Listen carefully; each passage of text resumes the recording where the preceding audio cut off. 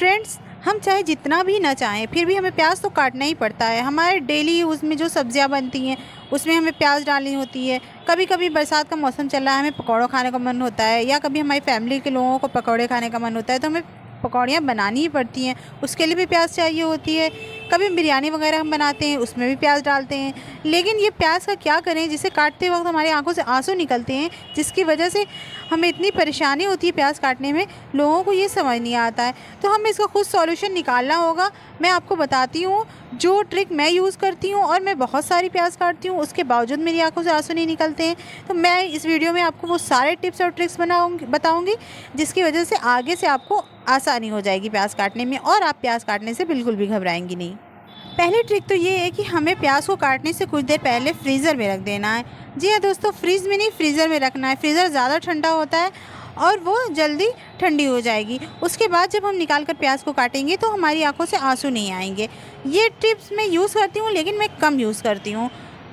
तो देखिए, हमने जब फ्रीज़र से निकाल कर इस प्याज को काटना शुरू किया है तो ये छिलके आसानी से उतर जाते हैं, और इस प्याज को काटने से आंसू निकलते हैं लेकिन कम निकलते हैं। तो आइए दूसरी ट्रिक मैं बताती हूँ। दूसरी ट्रिक ये है कि जब भी हम प्याज को छीलते हैं, छीलने से पहले हमें प्याज को पानी में भिगो लेना है। कुछ देर तक हम आधा घंटा तक पानी में इसे छोड़े रहेंगे। उसके बाद जब हम इसका छिलका उतारेंगे और इसे कट करेंगे तो ये भी बहुत इजी हो जाएगा। इससे छिलका उतारना बहुत इजी हो जाता है, बहुत इजीली इसका छिलका उतर जाता है, और आंसू भी बहुत ही कम निकलते हैं। ये देखिए, मैं इसका छिलका उतार कर आपको भी दिखाऊंगी कि ये कितना झटपट इसका छिलका उतर जाता है। तो ये मैंने ले लिए प्याज, अब देखिएगा। तो ये ट्रिक भी काफ़ी इफ़ेक्टिव है, लेकिन मैं जो पर्सनली यूज़ करती हूँ वो टिप इसके बाद में बताती हूँ, लेकिन वो टिप बहुत ही इफ़ेक्टिव है। बहुत सारे लोग इस तरह से भी काटते हैं। ये देखिए, हमारा छिलका बहुत ही आसानी से उतर गया है।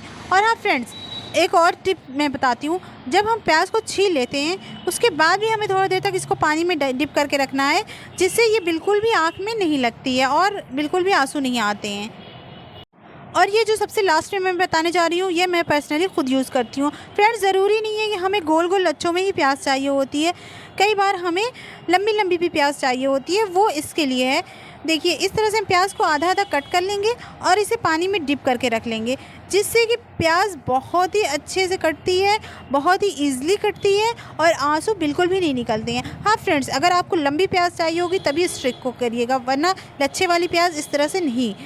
और इस तरह से प्याज हम लोगों ने आधी आधी काट ली थी। अब हमने देखिए ये कितनी ईजिली छिल जाती है और फटाफट कट भी जाती है कि पता ही नहीं चलता कि हमने कितनी प्याज काटी है। हाँ फ्रेंड्स, मैं इसी ट्रिक से हमेशा प्याज काटती हूँ, चाहे बिरयानी में डालने के लिए हो, चाहे पकौड़ी के लिए हो। हाँ, सलाद वाली प्याज इससे नहीं कट सकती है और लच्छे वाली प्याज से नहीं कट सकती है, लेकिन ये वाली प्याज इससे बहुत ईजिली, और ज़्यादातर हमें इसी तरह की प्याज की ज़रूरत होती है। तो हमें चाकू भी यूज़ नहीं किया है। इस तरह का ग्रेटर तो आप लोगों के पास होगा ही, आप वो ग्रेटर ले सकते हैं और इस प्याज को इतना ईजिली इससे कट कर सकते हैं कि आपको पता ही नहीं चलेगा आपने 1 किलो प्याज काटी है या 2 किलो प्याज काटी है। ना आपकी आंखों से आंसू आएंगे और ना ही किसी चीज़ का झंझट है।